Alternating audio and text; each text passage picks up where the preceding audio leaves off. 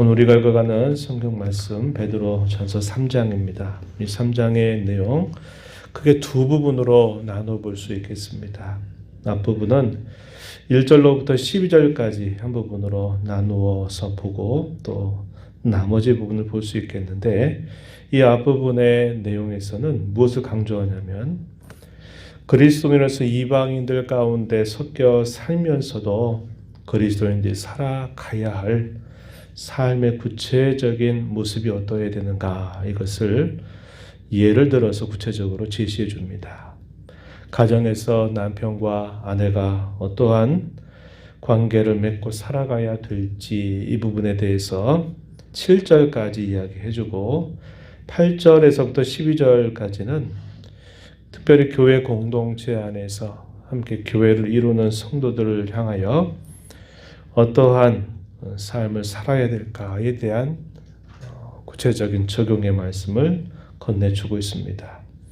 이 내용들이 우리가 어디에서 함께 생각을 해봐야 되냐면 2장 12절 말씀에서 그런 말씀을 읽었죠. 눈으로 가서 보시면은 너희가 이방인 중에서 행실을 선하게 가져 너희를 악행한다고 비방하는 자들로 하여금 너희 선한 일을 보고 오신 날에 하나님께 영광을 돌리게 하려 함이라.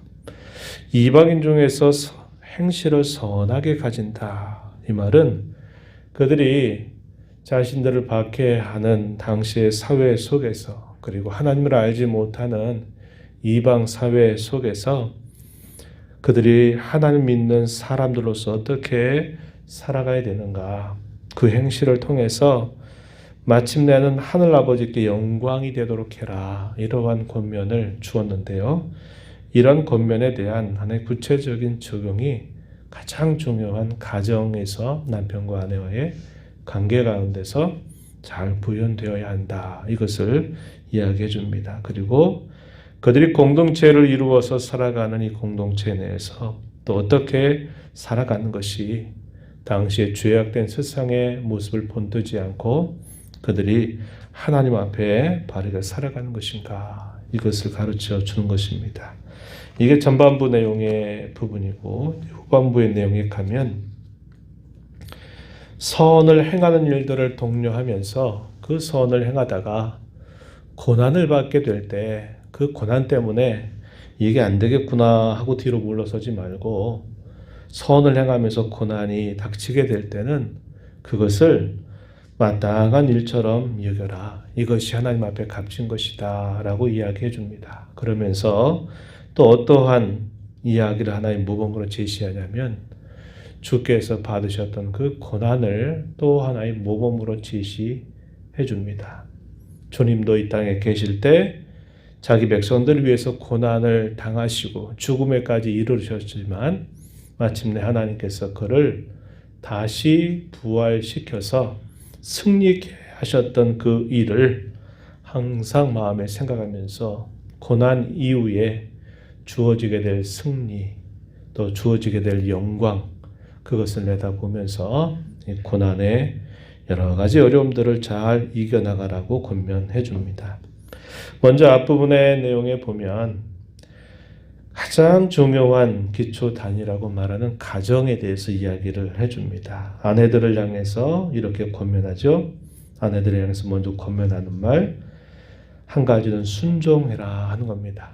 남편에게 순종하는 일을 잘 하도록 해라, 이렇게 이야기하고, 또 한 가지 이야기하는 것은 외모를 잘 단장하는 일보다도 그의 마음과 그의 심령이 잘 단장하는 일들에 힘을 기울여라, 이렇게 이야기를 해줍니다. 1절 말씀에 아내들아 이와 같이 자기 남편에게 순종하라, 이렇게 이야기합니다. 3절에 가면 너희의 단장은 머리를 꾸미고 금을 채고 아름다운 옷을 입는 외모로 하지 말고 오직 마음에 숨은 사람을 온유하고 안정한 심령에 섞지 않을 것으로 하라, 이것이 하나님 앞에 값진 것이다, 이렇게 말해서 아내들에게는 이 두 가지 면을 강조해 줍니다. 이것은 이방 사회를 살고 있는 아내들의 모습과 다른 모습이어야 된다라는 것을 이렇게 강조해주고 있는 겁니다. 또 반대로 남편들 향해서도 또 권면하는 이야기가 이어집니다. 7절에 보면 남편들아 이와 같이 지식을 따라 너희 아내와 동거하고 그를 연약한 그릇으로 여겨라. 또 생명의 은혜를 함께 이어받을 자로 알고 귀하게 여겨라. 이렇게 이야기합니다. 생명의 은혜를 함께 상속받을 자처럼 자신의 아내를 여기고 더 연약한 그릇처럼 여기고서 귀하게 여기도록 해라. 이렇게 말합니다. 당시 로마 사회가 갖고 있는 그 특징은 이러한 것과 전혀 다른 모습이었다는 거죠. 여성들에 대한 부분이라든지 또 어린 자녀들에 대한 어떤 사람들이 인정하는 그런 모습들이 오늘과 같은 그런 모습이 아니었다는 겁니다. 그런 사회 속에서 너희가 사회의 사람들, 믿지 않는 사람들이 자기의 아내에 대하여 대하는 그런 태도를 그대로 대하지 말고 생명의 은혜를 함께 이어 받을 자처럼 귀하게 여기도록 해라. 이렇게 말합니다. 이게 잘 되지 않으면 어떤 일이 주어지는가? 7절 끝부분에 보니까 너희 기도가 막히지 않게 하려 함이다. 이러한 일들을 제대로 하지 않게 될 경우에 기도하는 일들이 쉽지 않게 된다. 막힌다라고 이렇게 이야기해 줍니다. 아내는 남편을 향해서, 남편은 아내를 향해서 이러한 원리를 따라 사는 것이 이방인 가운데서 하나님 앞에 선하게 살아가는 삶의 모습이다. 이렇게 이야기를 해줍니다. 우리도 꼭 기억해야 될 것이 그겁니다. 생명의 은혜를 함께 이어받을 자. 우리가 읽은 이 말씀 7절의 그 표현을 우리 마음에 깊이 새겨서 나만 잘 믿다가 가면 된다. 이런 생각을 우리가 해서는 안 되겠고 평생토록 함께한 그런 배우자도 함께 이 생명의 은혜를 이어받을 자로 여겨서 주어진 일들 잘 감당하며 나아가는 자세가 필요하다고 하는 겁니다. 그 다음에 주어지는 권면의 내용은 교회 공동체를 향해서 특별히 한편으로는 연합할 것을 강조하고 또 한편으로는 참 사랑을 행하기를 힘쓸 것을 권면해 줍니다. 8절 9절 한번 말씀을 보면은 너희가 다 마음을 같이하여 동정하며 형제를 사랑하며 불쌍히 여기며 겸손해라. 이렇게 말하죠. 또 9절 가서도 보면은 뭐라고 말하냐면 악을 악으로 욕을 욕으로 갚지 말고 도리어 복을 빌도록 해라. 너희가 이것을 위해서 부름을 받았다. 이것이 너희에게 복이 될 것이다. 라고 이렇게 이야기해 주고 있습니다.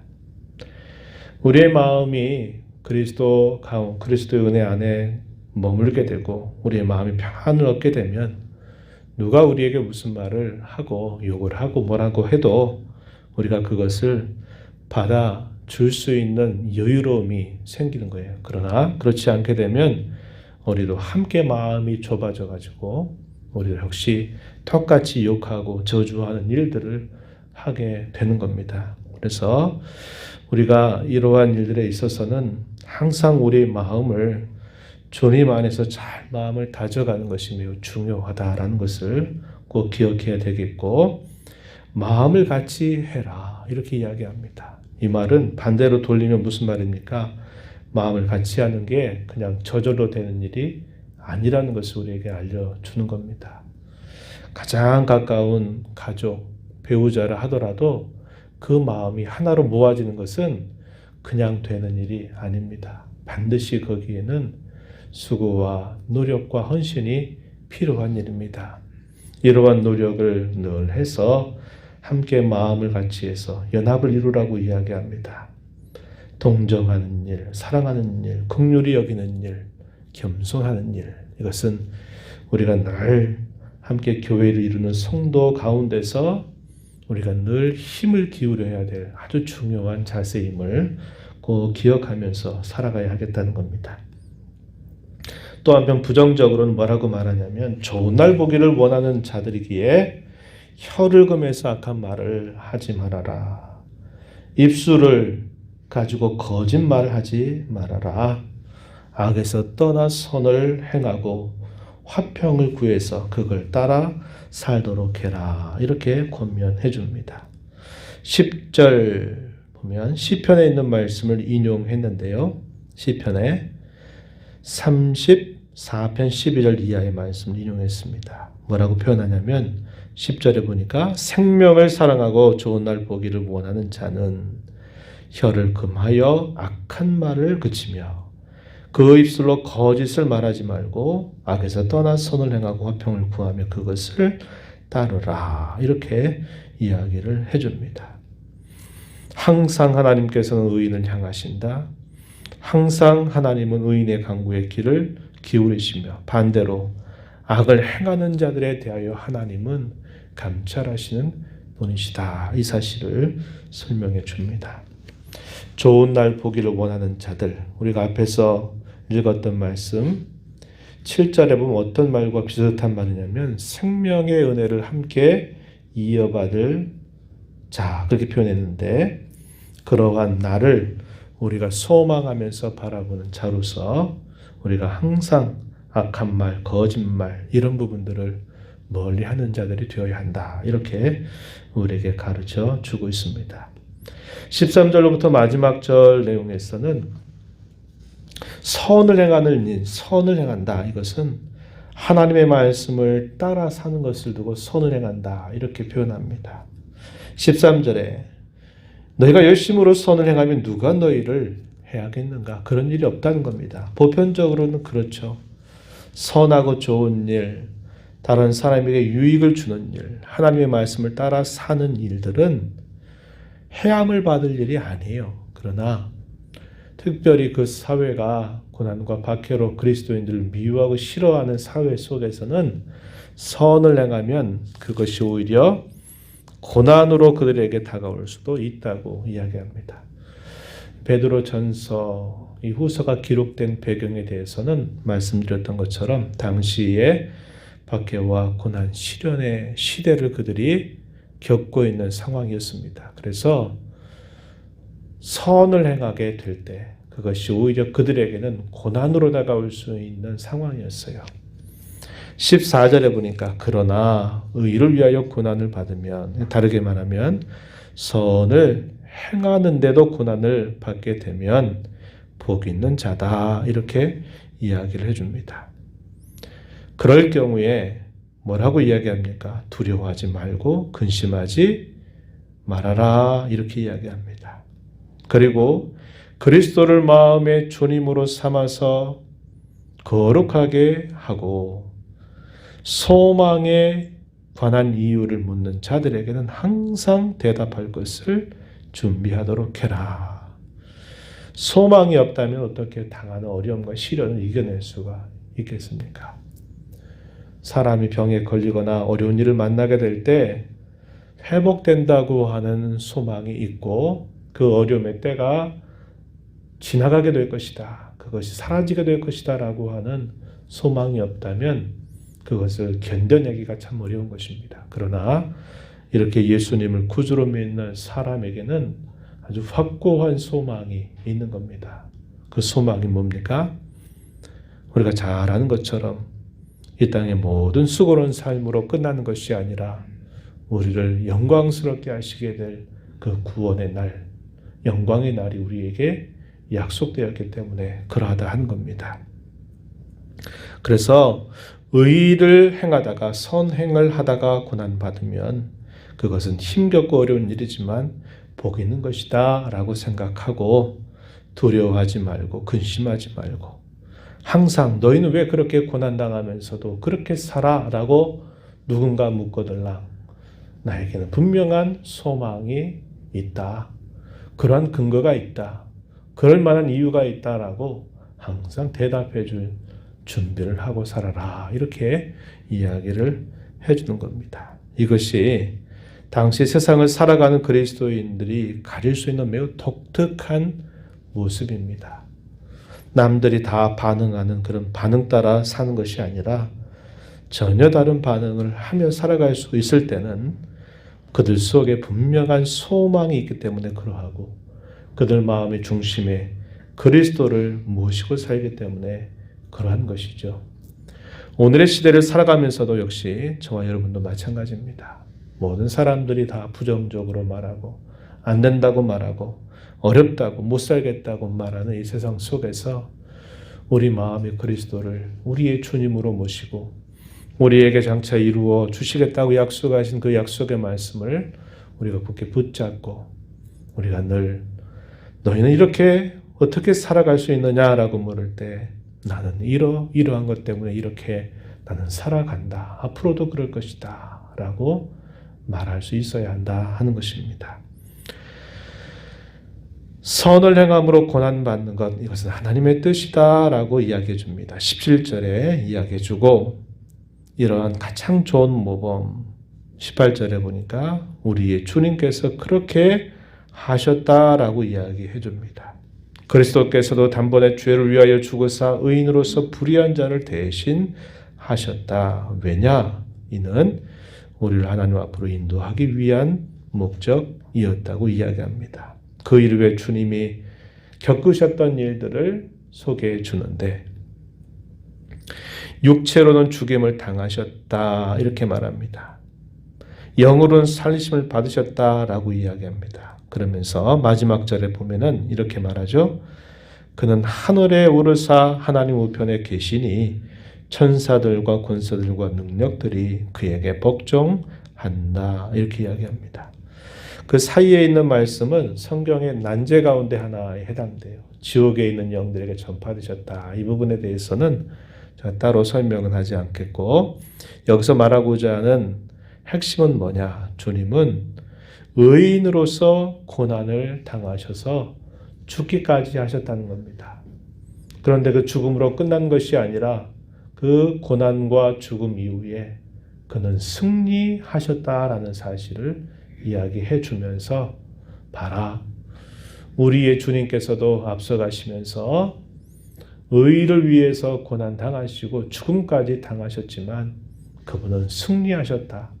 너희도 선을 행하다가 고난 받게 되더라도 너희도 마침내 승리하게 되는 기쁨을 맛보게 될 것이다. 그러니 세상이 아무리 흉흉하고 세상이 어떻게 괴롭힌다 하더라도 선을 행하는 일, 선을 행하면서 고난 받게 되는 일로 인하여 두려워하지 말고 잘 감당하고 이겨나갈 것을 그들에게 권면해주고 있습니다.